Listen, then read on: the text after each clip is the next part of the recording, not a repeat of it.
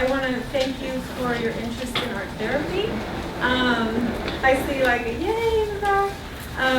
Are you an art therapist? Are you just looking? I hope so, but anyway, so and also just to extend my appreciation to Echo for inviting me to speak here. It's really been an exciting conference for myself. I'm a therapist. My specialty is in trauma resolution, and I have a particular interest and specialty in neurobiological approaches to trauma resolution, and I include art therapy in that camp, and you'll see why as I go through my presentation.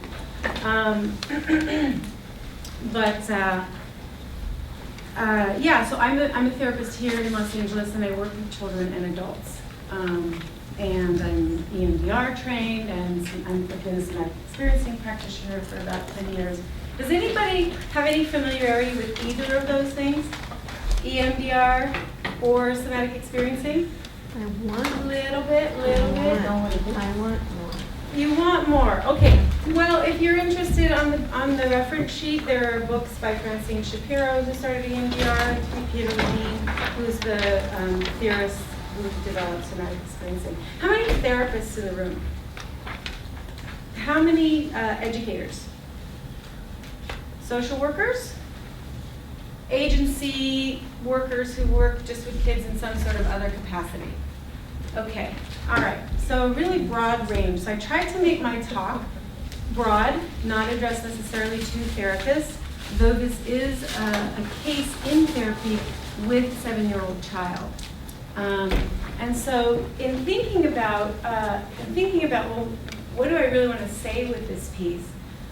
It's not really about how to do art therapy with a child who was exposed to traumatic events as a child and developed developmental trauma. It's really about seeing the child's experience, and the art has such a beautiful way of illustrating what it was like for her to be in that place. Because it's not, as many of you may have experienced, having worked with children, there's so many incongruities that I think don't really fit the diagnostic formulation when you read it and then you see the child. It's like really, you know? So anyway, it's a fascinating look at her experience. And what I'm hoping that you'll gain through the talk is, again, to feel what developmental trauma is like for a child, and then also to understand the process of reprocessing trauma, okay? And I'll get to defining what I mean by that in good time. So it's really a look at, I love Janina's talk, and I loved all the things that she was suggesting, but the modalities that I use are really designed to get at the underlying physiological dysregulation of traumatic imprinting. So I will be talking, as we look at the art, I'm going to do a little bit of sort of foundational work, just so that you understand where I'm coming from very clearly, especially from the neurobiological perspective. Everything that Janina said yesterday, I was like, yay, now I don't have to feel pressured to kind of cram it all in. So I'm going to do a very, very brief review, kind of review a little bit of the things that she said yesterday, but with a very specific framework for how I kind of synthesize all of that neurobiological information and apply it to my work with not just children, remember, but adults, because they're just little children, you know, when they walk into the office, right? As we all are.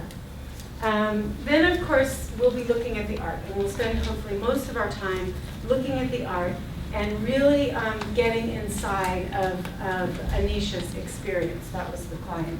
A pseudonym, by the way, and she did give me and her mother permission to use this case both in research, education, and in public forums like this. So, and then hopefully we will have a little bit of time for questions, but if we don't, I'm more than happy to stay behind since we come right up against lunch and answer any individual questions that you might have about the talk. I would ask maybe, since I'm trying to fit a lot of material into a short period of time, if you have burning questions that you absolutely must have answered in order to go on, please feel free to raise your hand during the presentation, but I'd like to just keep the flow of it going and then answer questions at the end if that's okay. Okay, so one of the things that Janina talked about is this triune brain, okay? One thing she didn't mention, which I think is a very critical piece, is that the brain develops sequentially from lower to higher systems, okay? So the brain stem, which is this part of the brain that connects to the spinal cord, and is responsible for autonomic functions like, breathing, respiration, heart rate, any of the sort of autonomic functions that, wait, did I already put that there? There we go, yeah, autonomic functions. Even the fact that, like, right now I'm a little bit nervous and my mouth is dry and my heart rate is a little higher than it would be normally. Okay, my brainstem is regulating all of those functions. It's nothing that I'm doing intentionally. The limbic system is, as she discussed, responsible for emotions and memory, and the amygdala, which is the threat system, the part of the brain that mediates the threat system, and the hippocampus are located in that limbic part of the brain. Okay, so what we're looking at when we're at birth, the brainstem and the limbic system are immature. And part of what we're looking at when we talk about attachment, when we talk about regulation, nervous system regulation, what we're really talking about is the maturation of those primary functions of the brain, which are immature at birth in mammals. They are not immature at birth in other creatures. So this is an important mammalian distinction. And so what happens as we grow older is that the other part of the brain, the higher part of the brain, quote unquote, that is responsible, the prefrontal cortex, for logic, planning, assessing the emotional significance of an event, really like how important is this in the big scheme of things, right, doesn't mature actually fully until you're 21 to 23, depending on the person. And so as a young child, it's really quite immature and is not the primary mode of responding to the world. As we grow, especially into, say, the age of 3, 4, and 5, this part of the brain is coming online quite dynamically. And what's important to understand with trauma is that if those lower brain systems do not develop fully, the higher brain systems don't develop fully because they are dependent upon the lower brain for information. This is an extremely important thing to know. Some assessments that Janina mentioned, Bruce Perry, he's developed this thing called the neurosequential model of therapeutics, which is designed to assess and treat trauma, especially developmental trauma. And it's not even important that you understand like what all these things are, the brainstem, the diencephalon, the limbic, blah, blah, blah. What's important to see is this comparison. A 6-year-old child with trauma and neglect in their history, okay, the dark areas represent those parts of the brain that have fully developed. And the lighter the shading, the less developed it is. So you see how we go from lower to higher function in the brain with trauma. Do you see those dark areas? Even those systems are not well developed. Whereas in a 6-year-old typical child, okay, do you see how there's a balanced development across all brain systems? So when you see a child who has trouble learning, don't instantly think that this child has some organic learning disability. It could be that they cannot focus or concentrate because they're so dysregulated in their lower brain systems that their neocortex is literally not available. I have an adult client right now who was severely abused as a child, and she thought she was stupid. She grew up thinking that she was dumb until she resolved her trauma in her early 20s, and then her work with me has increased it even more to where she's doing a master's program, and she can't believe it. She can't believe that she can think. Her whole life she couldn't think. And this is why. And the good news is, this is another, I almost asked Janita this question yesterday. Ledoux, the quote that she had from Ledoux that talked about permanent brain changes, okay? It's not permanent. It's not permanent. The brain is phenomenally plastic, malleable, changeable, and one of the most fantastic advances over the last 20 years in neuroscience has been the discovery of this, the real-time documentation of changes to the brain regardless of age. So there's no sob story here, you know, in terms of a hard wiring that's unfixable. There can be consequences, you know. There's toxicity of the hippocampus, for example. Excess cortisol levels actually are toxic to the hippocampus and cause it to shrink. But in the main, you can make huge impacts by re-regulating the nervous system at whatever age the client shows up in your office, the child shows up in your school, the abused woman shows up in your shelter. You know, it's very malleable. Another perspective that I want to share with you is right-left brain hemisphere organization and its relationship to trauma. Everybody knows, right, we have two sides of our brain, and one side is responsible, the right brain, for visual, spatial, sensory motor, kinesthetic information, right? This is all how we feel, how we move, how we sense ourselves in space. This is all right brain stuff, okay? So when we say we feel something, a lot of this is coming from right brain information, okay? And emotion regulation, by the way. The right brain, Alan Shore has written extensively on this subject. He says that children are essentially right brain creatures.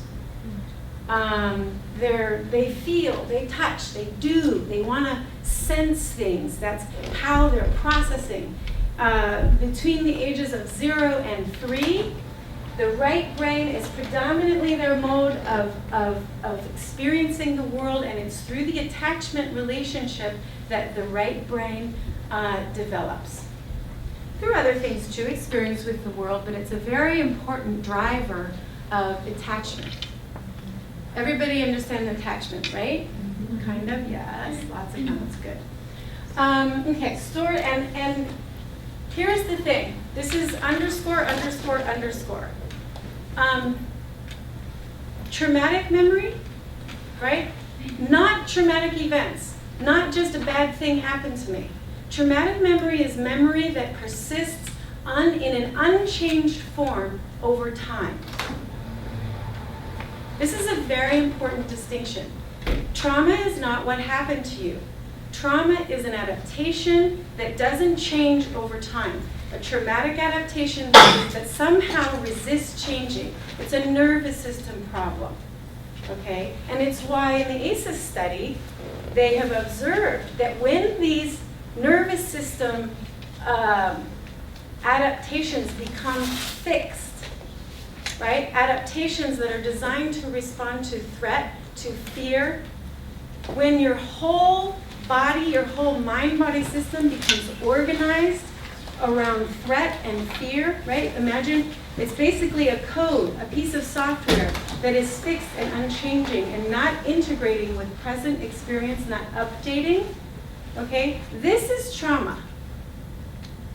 Of course it's terrible that bad things happen to people, but you know, if you take 10 people, they did an interesting study on a number of children who tragically were kidnapped.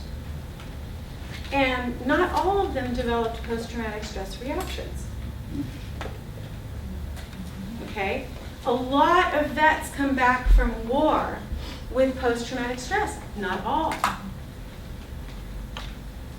You know, it's tragic when you think of the number of women who are sexually abused, men who are sexually abused. Not all of them have post-traumatic stress reactions. So think of trauma as a fixed body-mind state that does not get updated.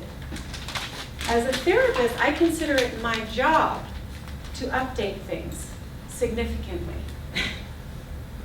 And Van Kolk and Fissler did a groundbreaking study in 1999 where they actually documented that in the brain, traumatic memory, in other words, people who had PTSD and they recalled their trauma story, so to speak, only the right hemisphere of the brain lit up. Whereas people who did not have post-traumatic stress reaction, when they recalled a similar event, both sides of the brain lit up. Okay? So they showed very clearly that traumatic memory is actually encoded in the right hemisphere of the brain. And if you want to talk about what the problem is with trauma, that's the problem.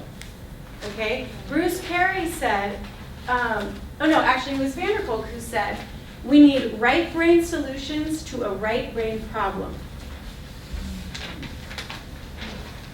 Which is why art therapy, I think, is a really ideal intervention.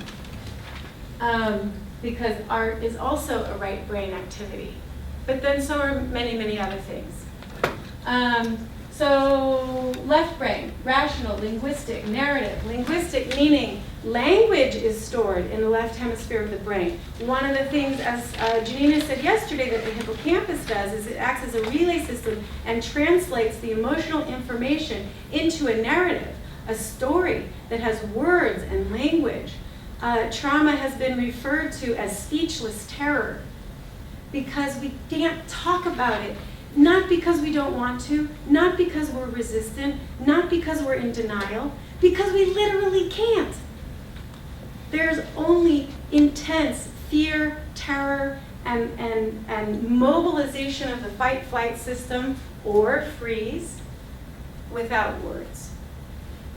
This is not always the case, but especially when you're working with developmental trauma, it's very often the case. But even with what I call shock traumas, if I have a client who comes in, they had a robbery, or they had a car accident, or they had a one-time event, there is almost always a piece of the narrative that's missing. They feel it. If they start talking about it, they'll cry, they sweat, their mouth gets dry, their heart is racing, but there are periods of time that are literally gone. They're like, I remember when the da-da-da-da-da-da happened at the first one, and then I remember waking up in the hospital. This is because it's stored as somatosensory information. It's not blanked out. It's stored in a very critical way, and a way that is actually accessible and knowable, but not through words, not through image, and not through story. Not through the typical ways that we, as talk therapists, try to access this information. So it can be very frustrating for a client who's pressed to speak about it. So the integration of the right and left brain begins at age 2. The corpus callosum, which separates the two hemispheres of the brain, becomes mature at age 3 and allows for, basically it's like a superhighway, finally gets finished between the right and left brain at age 3. And so that's when autobiographical memory starts to begin, and it explains why prior to age 3, there really is no left brain narrative memory for almost anything, let alone trauma, because it's just not online. So this is just a graphic illustration of how traumatic memory is literally blocked. Right? You see those arrows? The right brain is lit up. That somatosensory part is where the information is stored, and there's literally just like it doesn't get through. We don't know why, by the way. We really don't know why. So there is a proposed diagnostic formulation called developmental trauma. And as many of you know, it's not in the DSM. They've been trying to get it through for like 15 years. Vanderkolk, Spinzola, Kurzweil, a bunch of other people have been trying for years and years to actually get it into our diagnostic formulation so we can actually treat it, right, directly. But it didn't work. But we do have this diagnostic formulation. But I don't think when we're trying to get into the child's experience that it's really very helpful. So the next 11 slides or something are basically an interpretation of a segment, the C part of the diagnostic formulation, which is altered attributions and expectancies. Right? Janina talked a lot about expectancy, right? That's part of what's getting formed, is what you expect to happen when you walk into a room full of people. Do you expect for it to go well, or do you expect for, a monster to come out and attack you? So the first one is negative self-attribution, which is just like a big long word. What does it really mean? It means it's my fault. That's what the child thinks. That's what my adult clients think after 25, 35, 40 years. You have adult male clients sexually abused from 10 to 13, didn't even know it was sexual abuse. Arrives in my office 51 years old, he still thinks it's his fault. I was naive. I didn't know what I was doing. I'm damaged.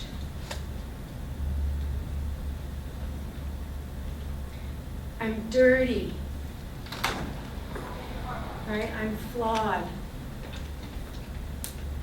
I'm shameful.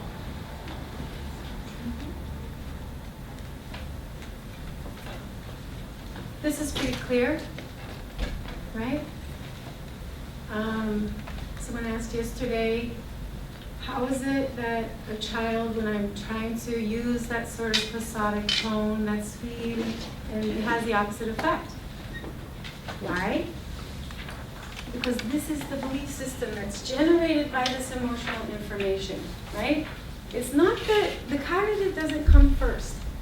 This is a physiological state, a body state that informs this sense of themselves in the world. I'm not safe. Because the messages they're getting from their body persistently are translated, interpreted by the language centers of the brain as I'm not safe. You are not trustworthy. Doesn't matter how nice you are. Doesn't matter how many times you show up on time and do what you say you're going to do and follow through and be a good attachment object for this child. You are not trustworthy. Loss of expectancy of protection by others. I am alone. And a 39-year-old client draw a picture of herself as a child laying on the floor all by herself on a carpet, crying. And she said, there's all these people around, but nobody will come to me. And as true as that probably was, the real truth of it is she still feels that way. I'm alone in the world. I cannot trust anyone.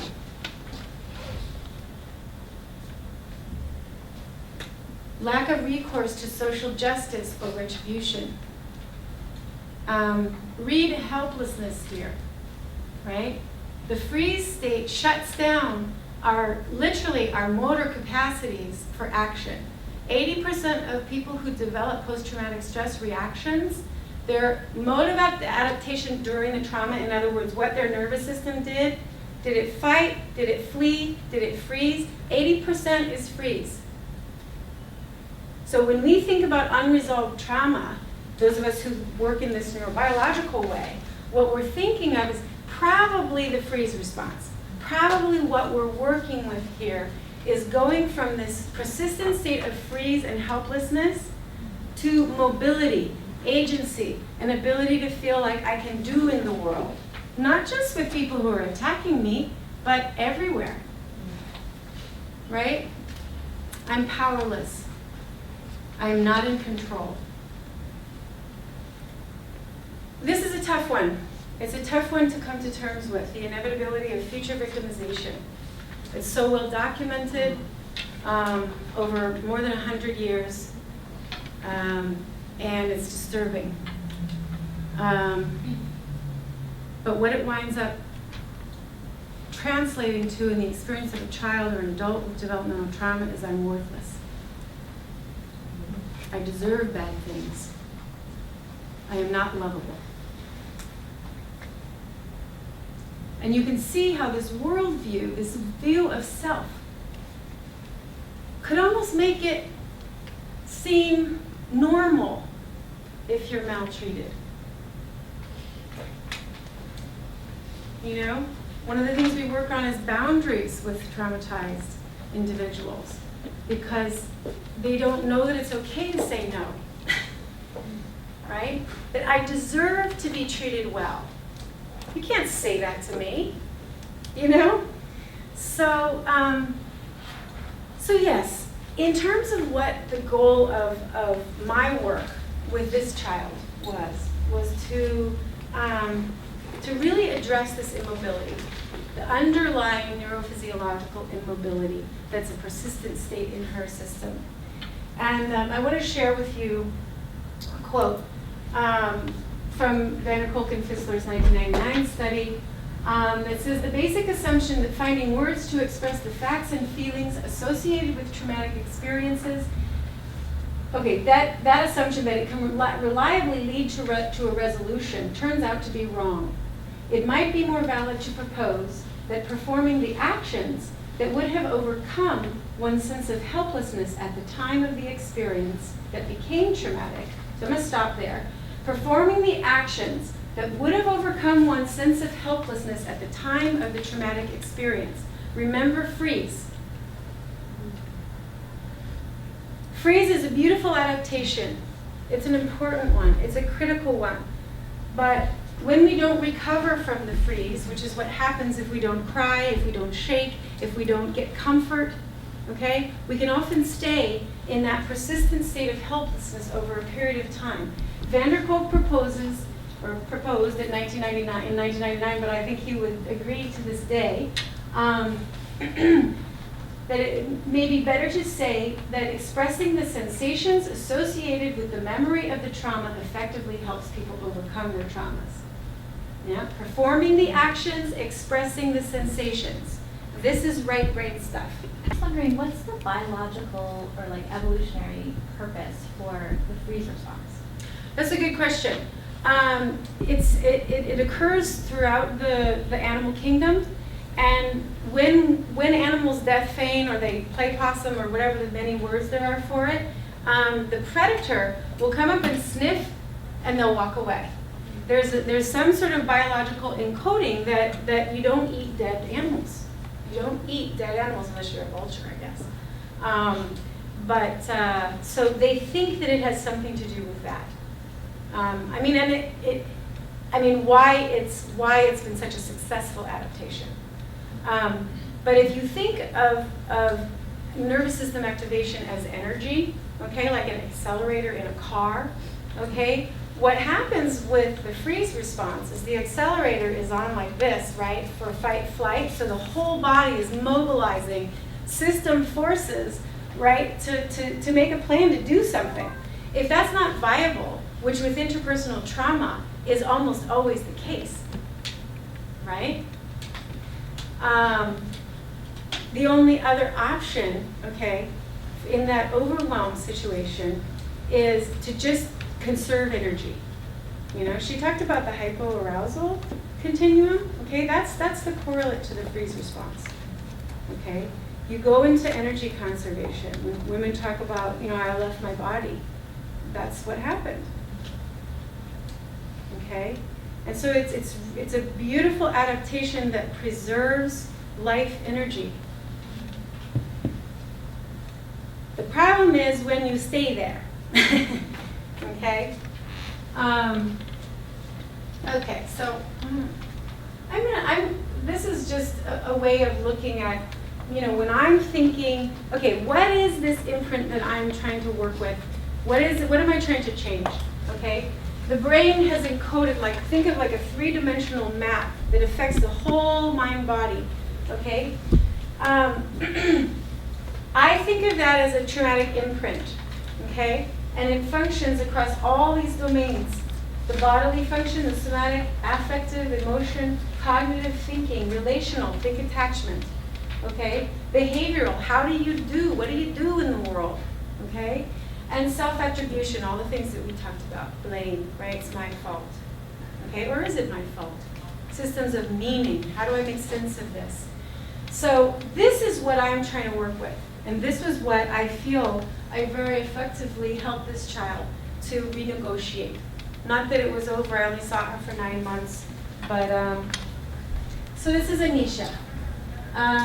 She titled this piece that we did together, Pink Heart Available, her title, which is a really lovely metaphor for her readiness to have a relationship. This was not like our 4th session. It's just a title card, but I think this was such a sweet title. So she was 7 when I saw her. She had a long history of extreme emotional dysregulation, big mood swings, aggression, destruction of property. This was from the time she was 3 to 4 years old and persisted despite IEPs and interventions and therapists and family therapy and, she'd run out of the classroom and run around the yard and destroy stuff and she had ADHD, quote unquote. She had food preoccupations, object hoarding, and she had a lot of trouble getting along with other kids. Despite the fact that she was just a delight, many, just a delight. Just very bubbly and approachable. But when that sort of traumatic imprint was triggered, these other behaviors would come forward. She also had a lack of personal boundaries, no stranger anxiety, 0. She'd come up and sit on your lap, hi, no sense that this person might, what if they're not safe? What if this is not, or just just basic social boundaries, which you wouldn't expect of a 3-year-old, but you would of a 7-year-old, right? And she had medical issues, obesity and diabetes. Which was treated. So a little bit, before I get to this, a little bit about her history. She was born to a crack-addicted mom and was taken away because of that at birth. She was in 5 foster care settings in the first 15 months of her life. So there's very little known about what happened during that period of time. But one can only imagine, even if she had 5 perfect caregivers, loving, supportive, attuned, that's a lot of instability for a very young child. Not to mention being born to a crack-addicted mom, her nervous system was already jacked up on cortisol and adrenaline and all the neurochemicals that are influenced by a drug like crack, whatever, cocaine. By the time she came to me, she had been in a relatively stable foster home or adoptive home for 3 years, I guess. Yeah, she was adopted at 4.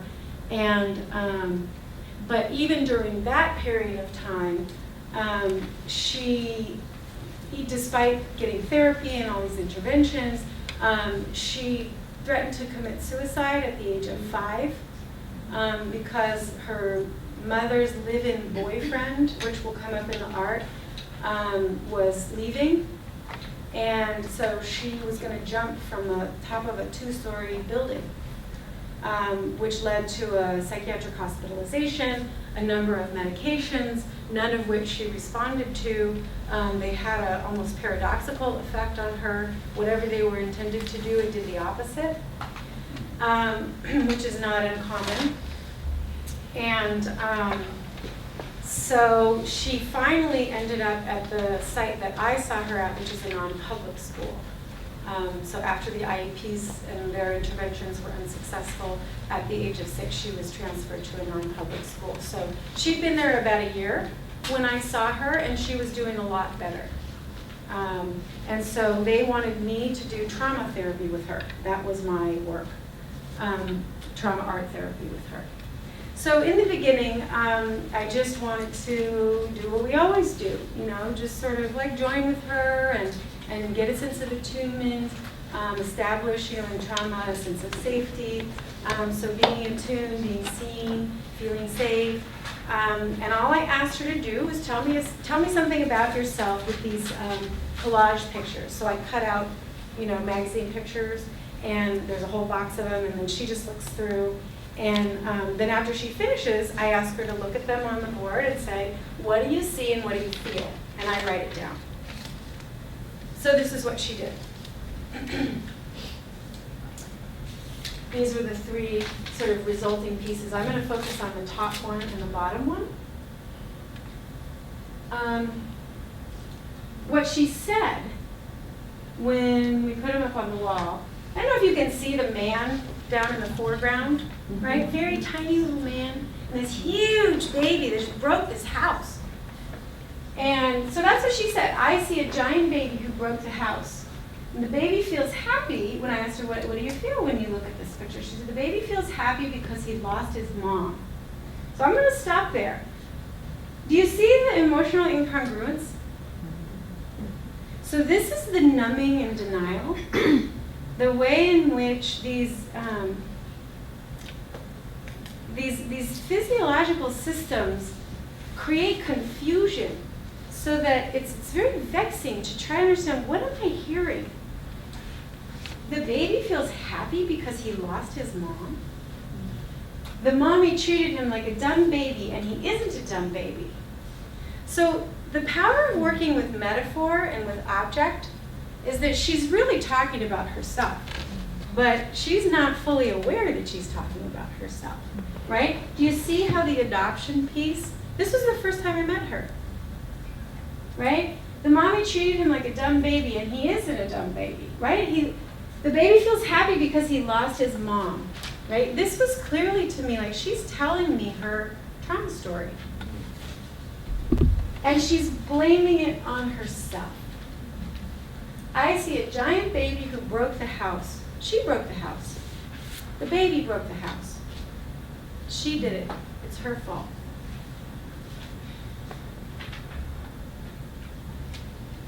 Symbolizing the state memory of terror. What she saw in this picture, this was all she said.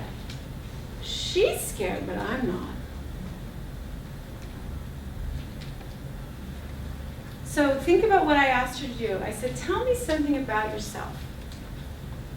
This is a very powerful self-statement. And it gave me a lot of information about the body that I was working with. Not just the person. I mean, I think the person is the body, so that's my bias. But when I'm looking at this child, I'm thinking, wow, she's scared. This is who she is, right? So I knew I had my work cut out for me. So getting a sense of her relationship to emotions was another important objective for me. So I just asked her, draw 3 emotions on separate pieces of paper. Tell me what's happening. When she drew them, I said, what's happening? And why do the people in these pictures feel this way? So this is what she did. She chose happy, mad, and sad. Right? She's 7 years old. That makes sense. I asked her to draw 3 emotions. Nothing too unusual about that. She was very specific that they were certain ages, which is what the numbers are at the top. The happy one is 6. The mad one is 55, and a male, by the way. And the sad one is 3. So more good information, right? So this projective process of her just drawing about emotion, these are self-statements. These are self-portraits. It's not a fixed portrait. It's not who she is, right? She's not any one of these things, but it certainly gives me a lot of information about what's going on for her. She's happy because, the happy one is happy because she's going downstairs because Dad moved away because he hates them. Okay, that's pretty intense. Sad because I don't know, right, the denial. Mad because Dad is mad at the children. Okay, my guess, given these images at the bottom, is that these are imprints of the staircase and her relationship to the boyfriend who left, and the suicide attempt and the hospitalization. But I'll never know, really. So emotions, attachment, and secure base. Free art directed with specific materials meant to facilitate self-soothing. So I used Model Magic, which is a very squishy but not wet material, and she decided to make a nest. And she needed a lot of help with it. It kept flopping over. And normally I don't help my clients with their art, but I really felt like she was telegraphing to me that she wanted to use me as a secure base. She wanted to use me as a scaffold to make a container. So symbolically, I helped her. I showed her, you just pinch it like this, and if you pinch it like that and you keep doing that, then it's going to make a container. And so she kept working, and what she saw were eggs, dice, and teeth. And the emotions were happy. She didn't report any sensations, but afterwards I could see how dysregulated she became with this imprint of attachment being called up. She started hoarding everything in my office. She was like, can I have this? Can I have this? Can I have this? Can I have this? It was just, you could just see she was just like, ah, like that. With this, right, paradoxical response of nurturance being paired with fear. So we worked on it again in the next session, and I asked her to tell me a little bit about the story of this nest.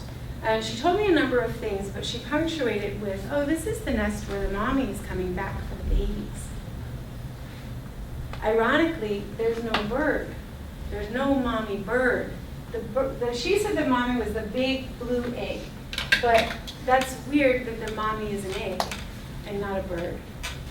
And so it underscores this confusion and a sense of lostness, like what do you attach to, but she has this fantasy also that maybe mommy will come back. And that piece triggered what I consider the sort of latent thwarted defensive responses that are also associated with this attachment piece, okay? She first started very carefully writing her name, which thank God she didn't because I wouldn't be able to show it. But she was painting her name, right, with the paints that she was using with the eggs in the nest. She's painting her name very carefully, and then you could just see the transformation coming. She started going like this with her hands and smushing the paint around, and then she just was like clawing at the canvas, just clawing at it. It was just on the wall, just put paper up on the wall. She's just like this. And when she got done, she stood back, and I was, and I was asking her, I was like, so, what do you feel inside? And she said, a happy feeling, like monsters inside, right? Again, it's very disturbing, right? The incongruity, the way in which this bubbly little girl puts a happy face on this terror, right? A happy feeling, like monsters inside. So then I asked her to make, the next session, I asked her to make a box that could hold her feelings. And I'm not going to show you the box. I'm going to show you another painting, a very similar one that she did with the paint that she used from the box. And by the way, she really didn't want to do this box, right? So when we talk about making containment, safety, blah, blah, don't be fooled into thinking that that's what they want consciously. Sometimes if I use the word safety with an adult client, they start getting really nervous because they don't even know what that means. They have no idea what it means to feel safe in the world. She made this. What's happening, Anisha? What's happening in that picture? And she said, oh, the little babies were screaming for help. And no affect, no tears, no, But do you see how she's processing this content without me really asking her to do it? You know, I'm, again, acting as a secure base, holding space for her. I am providing the container with my relatively regulated nervous system, with my invitations to create an environment for her where she can safely explore these things without me asking her a million questions. What was your mommy like? What do you remember about being in New York? What do you da-da-da-da-da-da? Ah! I don't want to talk about that. Can we do something else? Right? So one day she came to me in a highly dysregulated state. She'd been put in one of those rooms that that Ruth talked about yesterday, the nightmare timeout rooms, called cement. She was a mess. And I'm like, what am I going to do? What am I going to do? I kind of panicked myself. I knew, like, I basically inherited this state that I was there to treat, but how to treat it when, you know. So there's a material called rigid wrap that is basically used to make casts, you know, same stuff. It starts very floppy and bleh, you know, but it hardens really fast. And I was like, okay, we'll do something with that. That'll be awesome because it has that kind of metaphor of going from floppy mess, wet mess, to like, woohoo, okay, in like 3 minutes. So she decided that she was going to make a baby. And it was the beginning of a 10-session exploration of her trauma narrative and the transformation of her helplessness and immobility through this baby that she made into basically the hero of the story. But it was really sweet. As we were making it this first session, she started cooing to it and saying, oh baby, it's gonna be okay. She actually adopted the prosodic voice and all those mommy characteristics. And what she said to the baby, she said, it still makes me cry when I see this. She said, Mommy is gonna stay right behind you wherever you go. Right? I mean, it's so touching. Children know. They know what they need. And for whatever reason in that environment with this baby, with me kind of behind her, you know, and I very carefully helped her. And there were cracks and stuff, and I was like, what do you think we should do about this crack? And she said, I think it needs a Band-Aid. So, okay, well, let's make it a Band-Aid. And we mended it and healed it. And like I said, it goes from this very floppy, wet mess to being like a baby you can play with, you know, like really fast. What's it called? Rigid wrap. Rigid? You can get it at any craft store. Yeah. Rigid wrap. So we ended up doing stuff with this baby who became a princess, by the way, as part of our play narrative. It was kind of like art therapy, play therapy, drama therapy, all wrapped into one.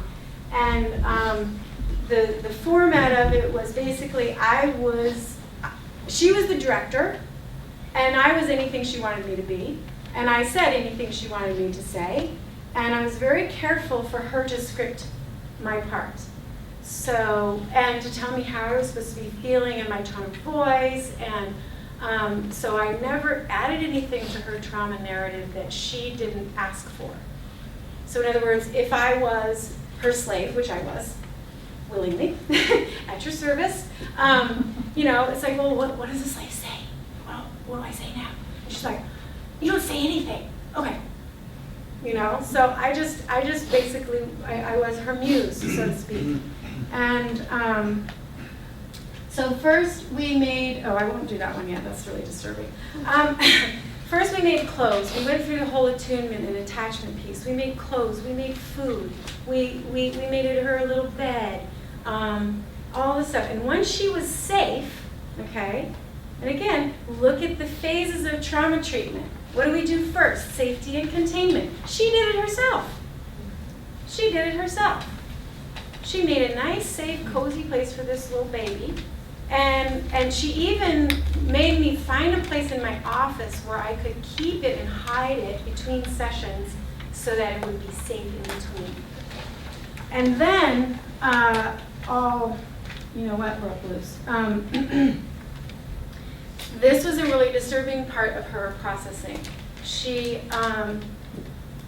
created this house, basically, in her mind that we lived in. It was like a castle with a princess and a queen and a king and a bunch of slaves. African-American young child who creates slaves. Anyway, so, and she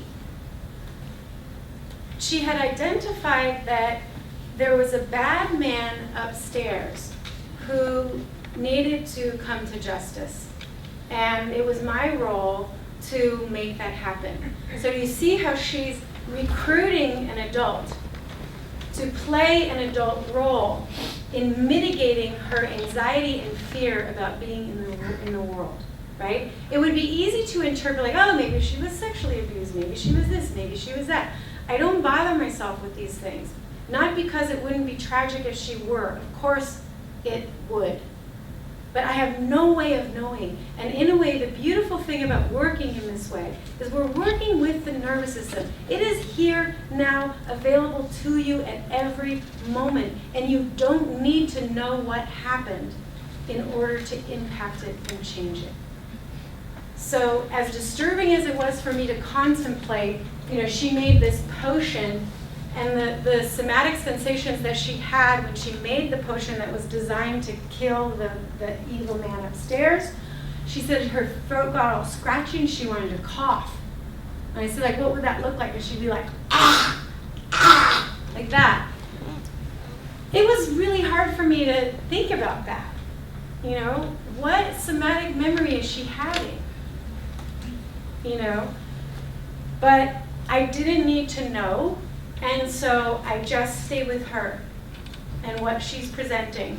And so she asked me to poison the baby at one point. And I said, this was one time when I really couldn't do that. I couldn't do what she asked me to do. I said, I really, can we pause our game for a minute? Because I don't feel good about that. I don't want to poison the baby. And she said, fine, I'll do it.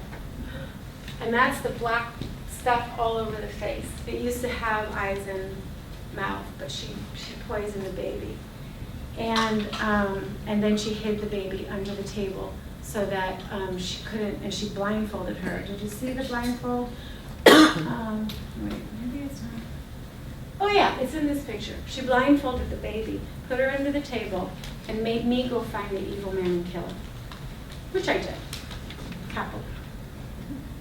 And when I killed him, she took all that nasty paint and the potions was like glue, and it was like black. And she made this painting.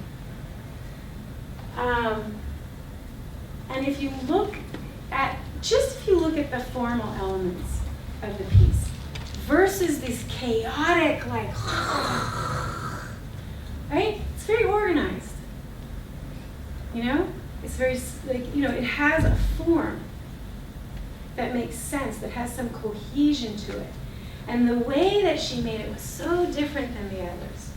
There was this piece, and she was, just sort of very methodically, she started with an outline, and then she sort of filled it in.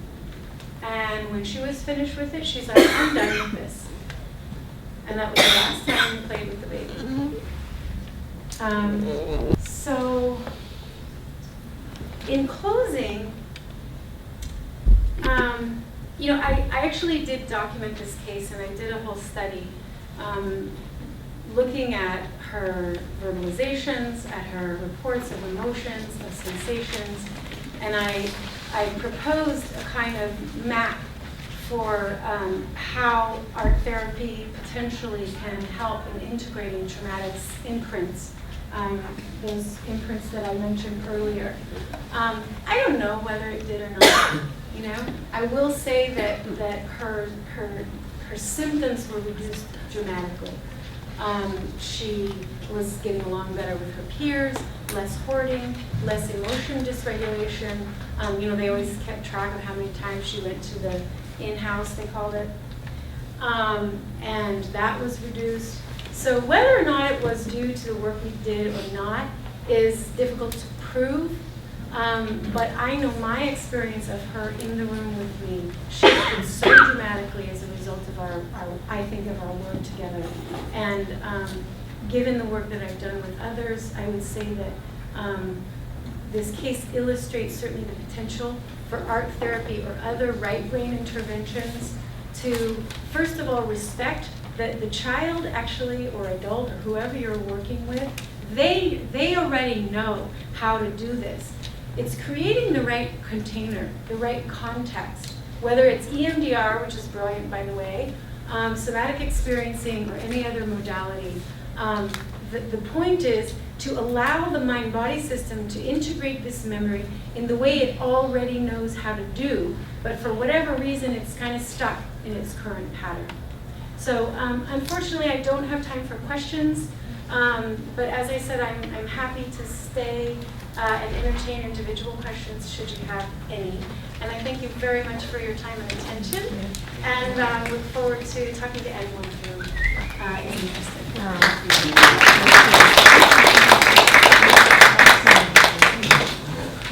And by the way, feel free, my contact information is at the top of the reference list. You're welcome to email me or call me. Thank you. Thank you. You're welcome.